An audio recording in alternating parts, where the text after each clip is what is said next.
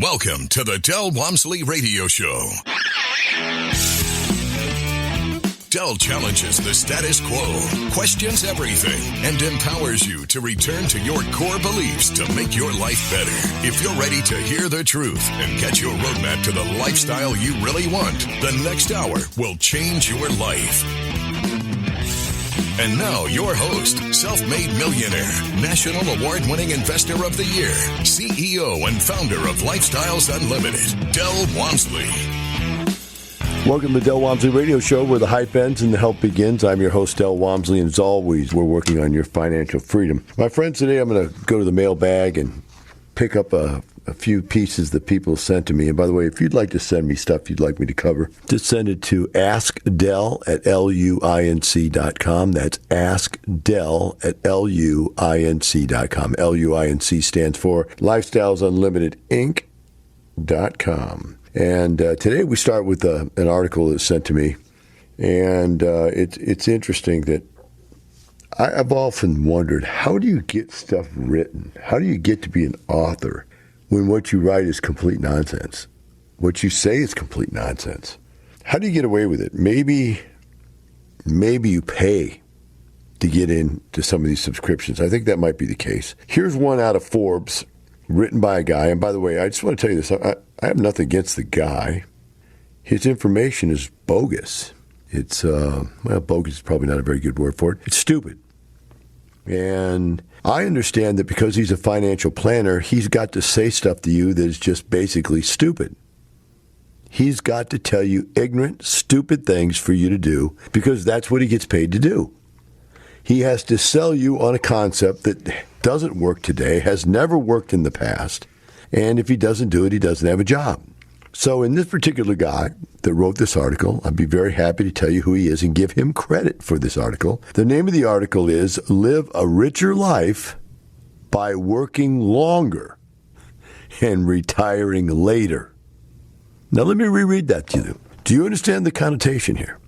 You will live a richer life by working longer and retiring later. Now, if this was an article written by a psychologist or sociologist that was saying, really you need to be doing something in life, you need to be interested and have goals and whatever, I could see somebody that's a left lunatic nut saying something like that because they know they're going to work the rest of their life. They know everybody else is going to work the rest of their life, and they realize that you've got to rationalize it into something that you're acceptable to do.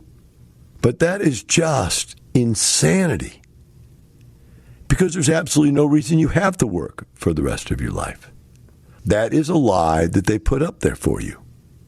And how do I come to the conclusion it's a lie? Because for the last 30 years, we've retired tens of thousands of our members. Most of them do it within 2 to 5 years of starting. But the difference is these people who write these articles, and by the way, I got to give this guy credit, his name is Andrew Rosen. These people who write these articles don't know how to retire. They themselves are not retired, and they themselves will probably never retire doing what they do. So let's start with the definition of retirement. In their mind, retirement is a pile of money. And they have some equation that they come up with that they teach them in school or when they finally get into business and they're working for some company, and some company's teaching them that, what you have to have is 7 times your net worth, or 7 times your annual earnings, or 10 times your annual earnings saved up, or 20 times your annual earnings, or whatever it is. You've got to have this pile of money. And the concept behind the pile of money is if you have enough money, if you have 10 years worth of income saved up, you can live 10 years longer. So if you retire late, 64, or in this guy's case, 75, 80 years of age, you've got enough money to last 10 years. That's their basic concept. Now, in this article, they try to legitimatize these concepts, this argument. And I'll read you the article. I'll give you their points. But I want you to understand that all their points are wrong. All their points make no sense at all once you understand what I know how to do, which is 2.5 years after I started investing in real estate, I retired at 34 years of age. Every single year after that, I've made more money. I've continued to make more money every year until I'm now 64 years old, 30 years later. 30 years later, my net worth has probably grown 100-fold. I don't know. I just made that number up, but it's anywhere from what I was worth, 1 million, to whatever I'm worth now, 100 million, whatever the two in between are. The reality of numbers, whatever you want to make them out to be, because you can count your net worth and your personal financial net worth in many different ways. So if you look at this thing and you say, why would anybody, if you know how to do what I did, do what they do? They're not financially successful. In fact, one of the things I've started doing in the last year or so is I've started every single person I see on TV now, I look up their net worth. You know, you got these richest housewives in the world and of this city and that city, whatever. You look them all up. And what blows my wife's mind is that we're worth more than they are. And I don't tell you that to impress you. I tell you that because you have to understand that everything you've been told about how to become wealthy is just their perception of that. And then you start with what is considered wealthy. Well, do you think working till you're 50, 60, 70 years of age is in any way, shape, or form a definition of wealth? If you are forced to continue to work, can you in any way, shape, or form be considered wealthy? Now, that's a big different story from a guy like Tillman Fertitta here in Houston, who owns tons and tons and tons of businesses. He's not retired. He never claimed to be retired. He gets up every single day and works hours, probably 6, 7 days a week. He's not retired, but he is wealthy beyond anything I ever dreamed to be, probably. But at the same token, he's not out there talking to people about how to become retired. He's got more dignity than to make that statement. This guy here, this Andrew Rosen, is telling people about why it's okay to never retire. How do you retire and never worry about retiring is to just don't retire. That's the basic argument.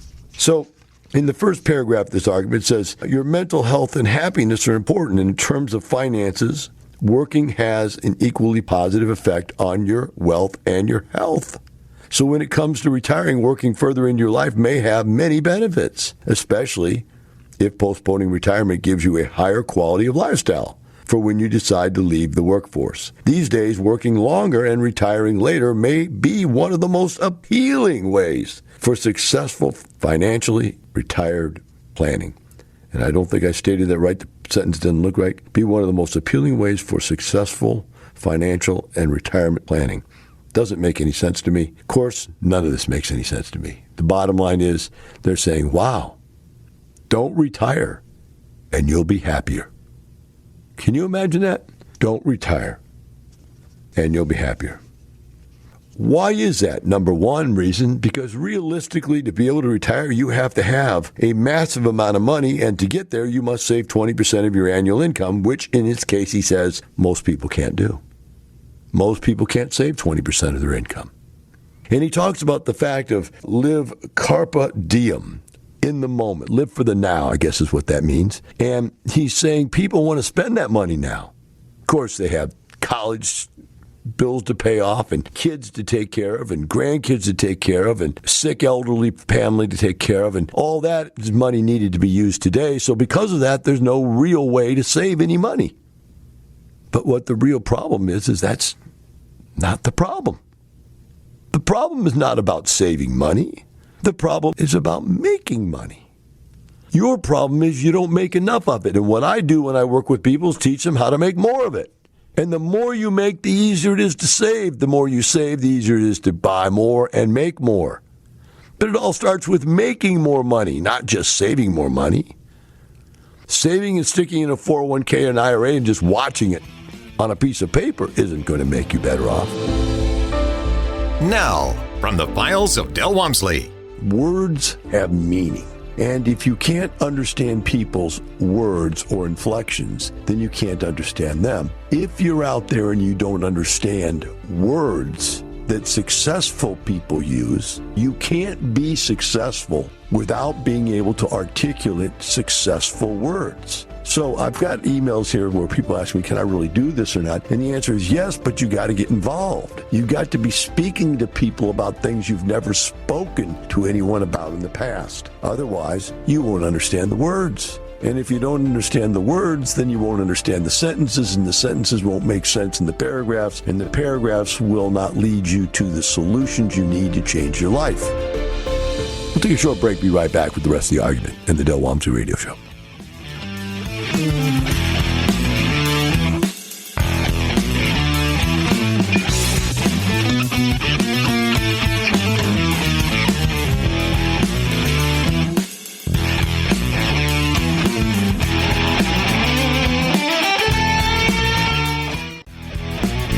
Welcome back. Now here's some more unconventional wisdom to set you free from the man on a mission to retire America, one person at a time, Del Walmsley. Welcome back to the Del Walmsley Radio Show. Today we're going to the mailbag, and the first thing we pulled out here is an article sent to me. The author is Andrew Rosen.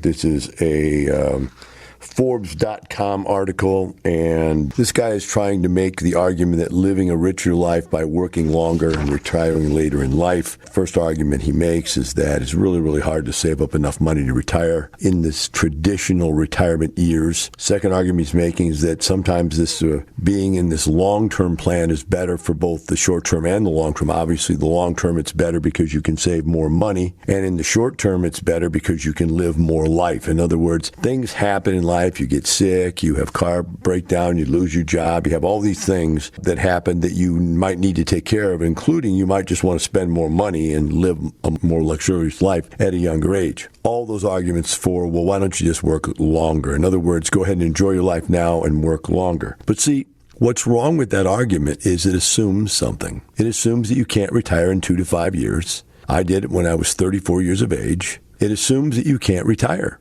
At 34 years of age, I then went on and did exactly what it's saying. I had all the money I needed to live life. I made more money every year, so life got better. Over a long haul of doing what I did, life has gotten better, massively better year after year after year. So with that being the case, then why would you want to do it that other way? Why would you want to work?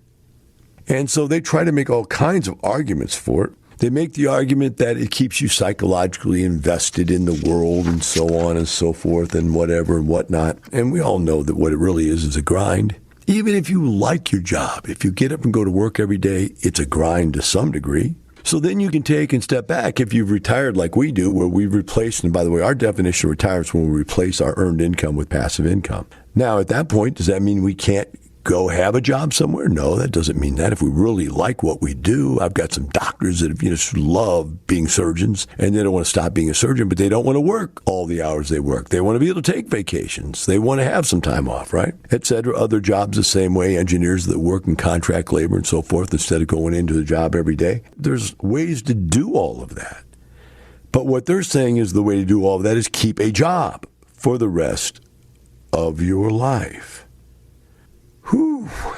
It's such a terrible argument. It goes on and says, how working longer benefits the retirement life cycle. Choosing to extend the number of years employed has positive benefit to the retirement life as well. To begin, opting to go part-time or work as a consultant versus full-time in-person work is a strategy for continuing to work. These alternative work options stretch out your earnings while not sacrificing quality. No argument with that paragraph.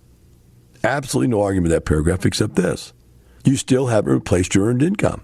So now if you're working part-time, you're working and earning less than what you're earning before. Why don't you just do it, get it over with, replace your income, and then go back and do that? Then, in that case, if you're doing that, you're earning not only your passive income, which replaced your earned income, you're making additional part-time income besides that. Next paragraph says holding off on collecting Social Security has its benefits, okay? We've done article after article after article about the longer you wait to take your Social Security, the more they'll pay you.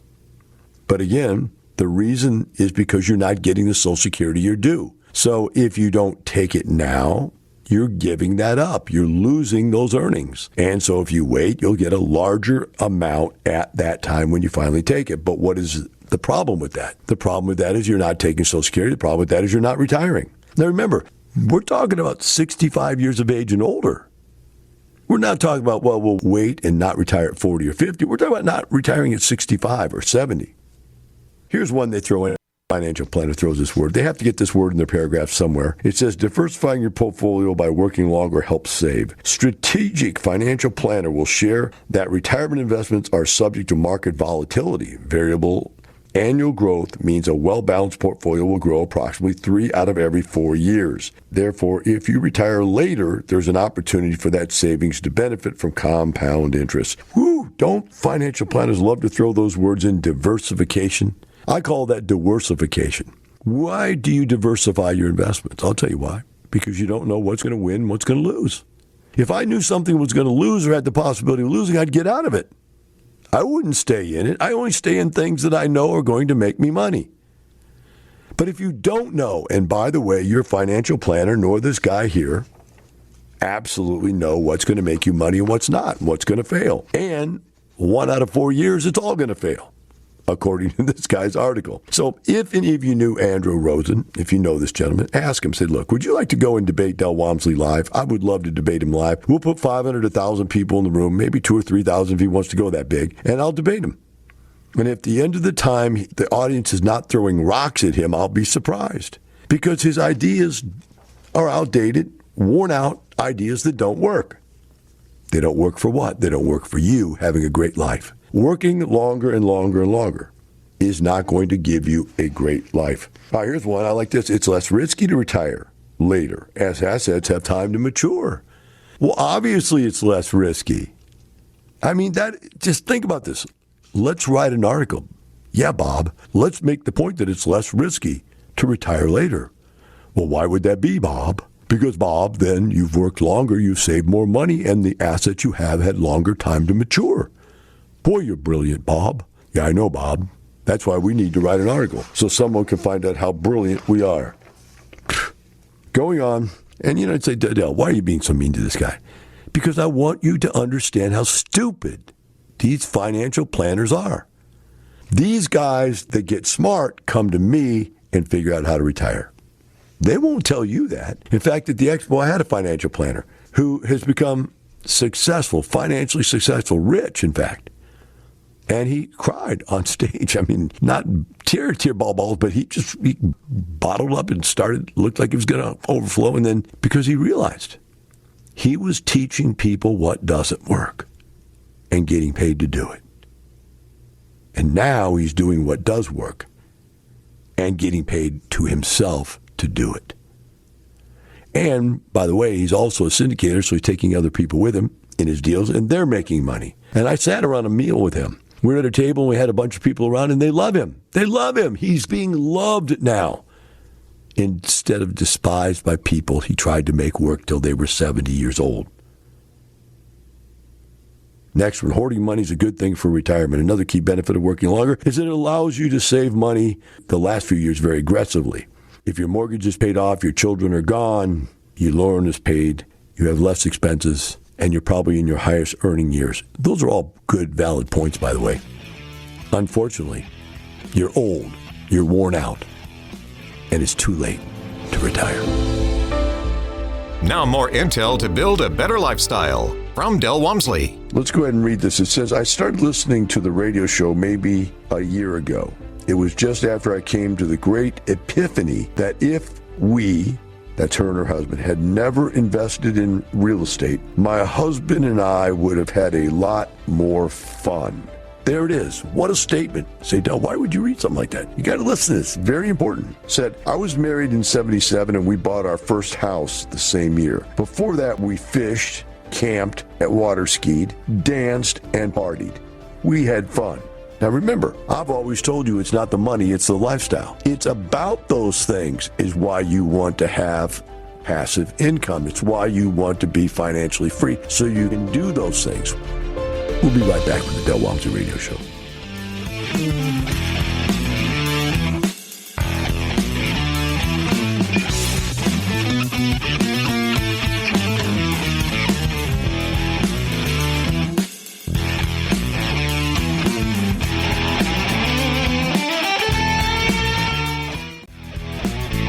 Welcome back. Now here's some more unconventional wisdom to set you free from the man on a mission to retire America, one person at a time, Del Walmsley.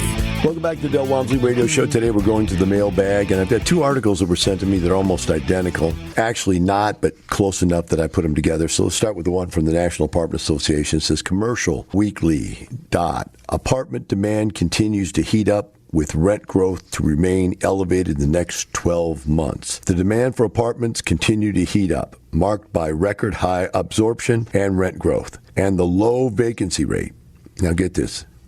Apartment demand continues to heat up, marked by record high absorption. What is absorption? That's where you have units that are not leased and they fill up.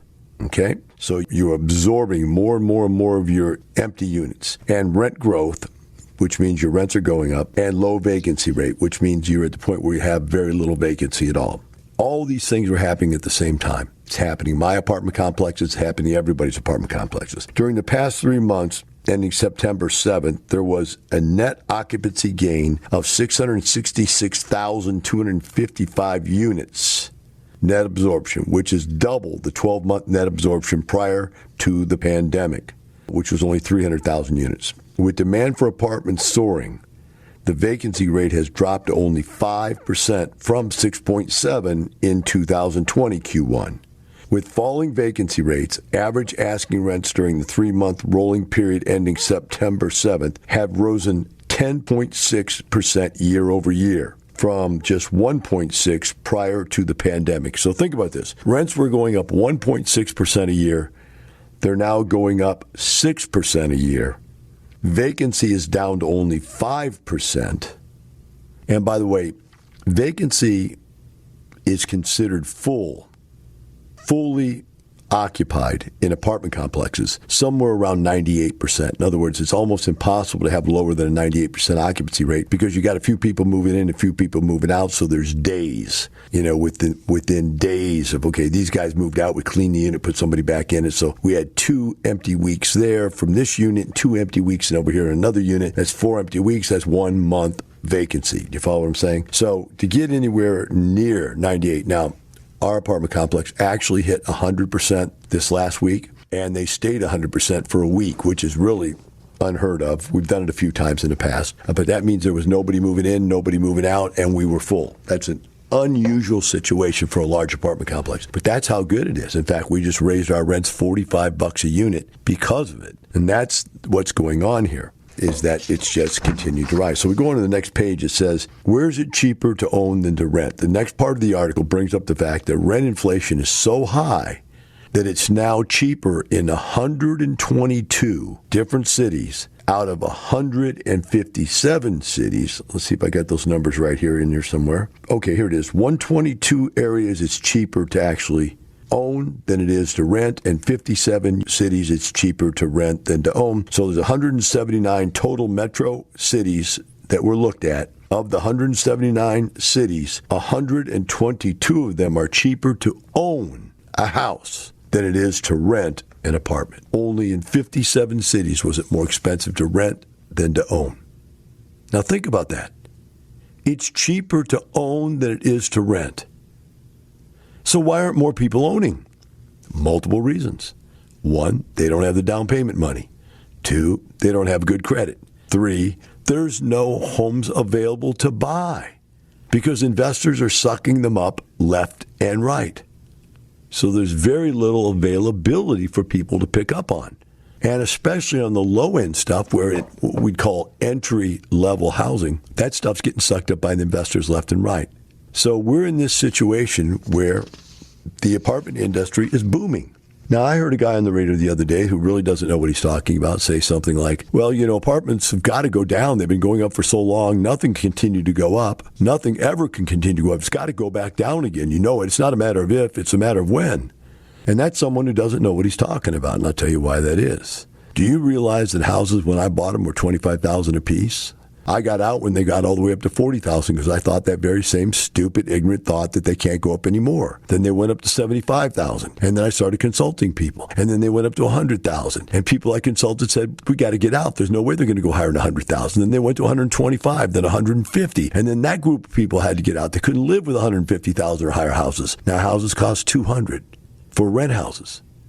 And the median price home is $350,000. But wait, real estate can't continue to go up. That's been 30 years. Actually, 35 years it's been going up consistently. So why do you think it has to go back down? Now we talk about a thing called inflation. The Democrats are watering down the dollar bill so low. They are pumping so much money in the system doesn't know what to do with the money, so the system is buying assets. And I say system, meaning the conglomerate of all people involved in this scientific experiment of laundering money into the economy. That's what the Democrats are doing.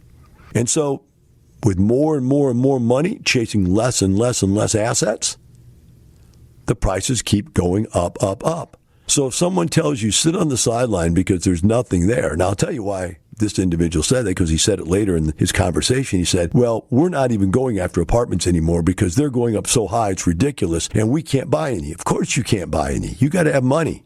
And the group of people that you're leading are buying motorhome parks because they're dirt, they're cheap. Storage units because they're small, they're cheap, they're inexpensive. And you just can't compete with the volume and the money that's coming out there in the real world. You can't step up to the real world. You got to play in the backyard. I get that. There's no problem with that. In fact, I'm glad you admit that. That's where you're playing. You're playing in the backyard. That's okay. But don't even for a minute believe that real estate's going down in value. Man, I've dreamt it 1,000 times. I've wished for it 1,000 times for real estate to go down. My gosh, if it ever went down, I would just be so rich by buying it cheap. But then everybody else on the sidelines thinking the exact same thing. Here's an article. Again, same thing. Barron's this time. Rent inflation is about to surge forth, and it won't stop. Two Fed economists say. And they go on and, long story short, say that the inflation rate for real estate right now is so high because the pricing pressure is so steep because inflation is driving everything. So you have deflated dollars, inflated economy. Out there, these dollars are just chasing and chasing and chasing these apartment complexes.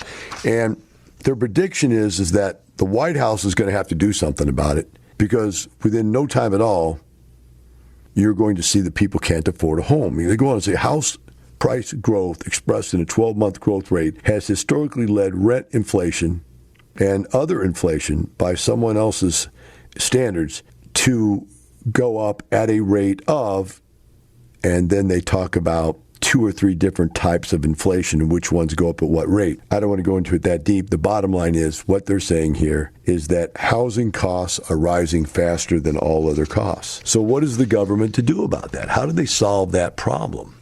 That's the real question. So are they going to start creating governmental housing again and put people back in tenements? They tried that in Chicago. Every single government building they built turned into a slum. They tried that in New York City. Every single government building they built turned into a slum. They tried that in Houston, Texas. And every single government low-income housing building they built turned into a slum. Government housing doesn't work. Period. So what are they going to do? How are they going to solve it? Do you think magically, like this gentleman on the radio said, that the prices are all going to go down? That all these people that are buying all this real estate and overpaying for all this real estate are going to just magically stop doing that? How do you think that's going to happen? Because the second they stop, I'm going to buy everything that comes for sale. And if I don't, it'll be one of my 50,000 clients that will do it. Maybe that idea needs to be rethought. It's not just the money, it's the lifestyle. Here's Del Walmsley. A lot of times people go to work and work the rest of their lives to try to get ahead far enough that they can afford to take some vacation and go do the fun things that they could really afford to do right now. Which means instead of trying to make a ton of money to live the rest of your life in a great lifestyle, what you really need to do is you really need to go out there and put together the lifestyle you want to facilitate it financially. That's really what you need to do. And if you don't do it that way, you do it the other way around, you will forever be working. That's all there is to it. Now let's read on and see what she said here. It says, with a house, we were working on the house, then rehabbing a duplex down the block. Moved to Alaska in 81, sold all the property, had fun till we started buying real estate. He died in 2015. Definitely didn't want to hear a show on real estate, but it was a long drive. So she's listening. She says, I really don't want to hear about this. I already realized real estate is terrible, but I was really impressed with the culture of your organization and the ethics. Turned me around. Realized that if I could learn how to do real estate the right way, I might just like it. We'll be right back with the Del Walmsley Radio Show.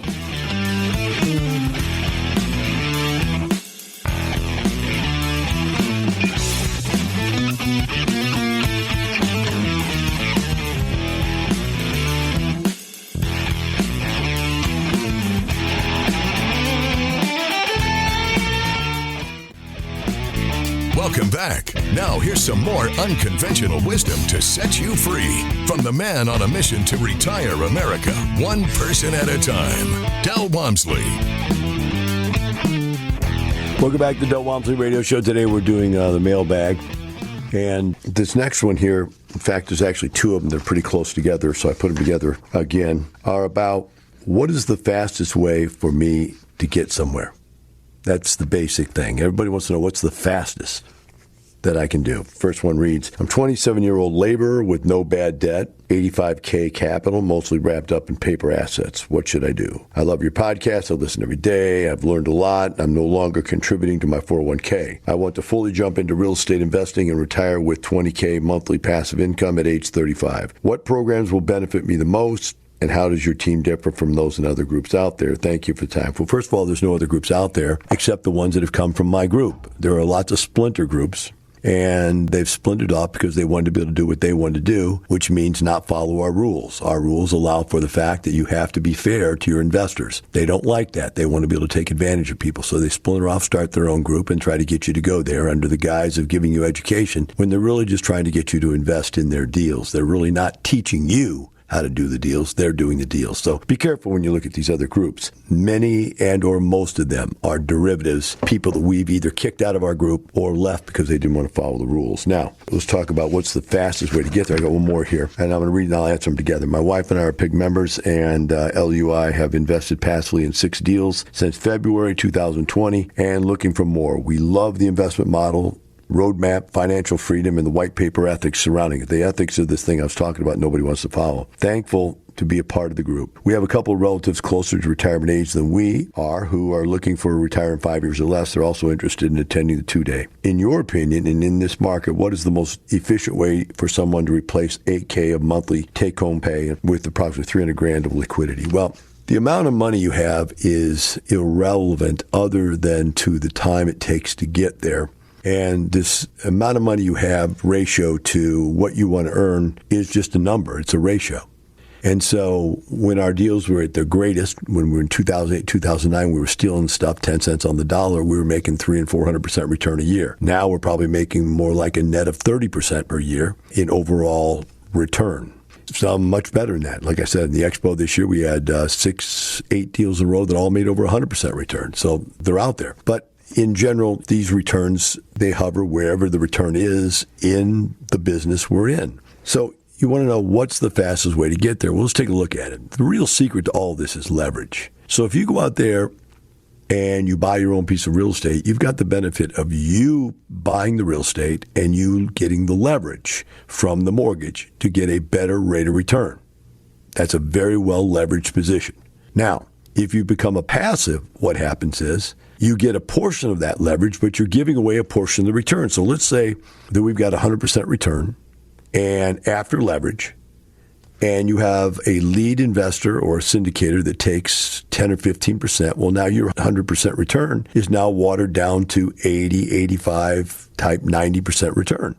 So it's a lower amount than what you could have had. Now let's go way over on the other side. Let's say you're the syndicator. Now you're taking that 10, 15, 20% of everybody else's deal. Now you not only get 100% return on your stuff, but you get a small amount off each and every other person's stuff. I'll give you an example. I did a deal. I would consider it the highest return deal I ever did, leverage-wise, is that I put in $100,000 and I was the syndicator / lead investor in the deal. We bought a property for what would be considered 10 cents on the dollar, 20 cents on the dollar. It was a total renovation, 320 units. We totally renovated it. It had only 20% occupancy when we took it over. And 18 months, 2 years later, we were full.